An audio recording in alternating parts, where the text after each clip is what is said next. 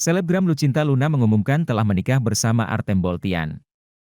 Pernikahan Lucinta Luna dan Artem Boltian yang biasa disapa Alan itu berlangsung di salah satu hotel mewah di kawasan Pantai Kuta, Bali, Jumat 28 Juli 2023. Lucinta Luna membagikan foto dan video saat menikah bersama Artem Boltian di akun media sosialnya.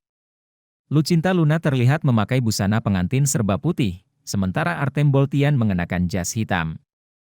Di banyak keterangan foto dan videonya itu, Lucinta Luna menuliskan bahwa dirinya telah menikah hingga menyapa Artem Boltian sebagai suaminya. Lucinta Luna bahkan menyebut Artem Boltian sebagai suaminya. Banyak pula yang menuliskan ucapan selamat atas pernikahan Lucinta Luna dan Artem Boltian. Sebelumnya, Lucinta Luna mengumumkan hari pertunangannya dengan Artem Boltian alias Alan. Lucinta Luna dan Alan akan menggelar acara lamaran, Jumat lalu.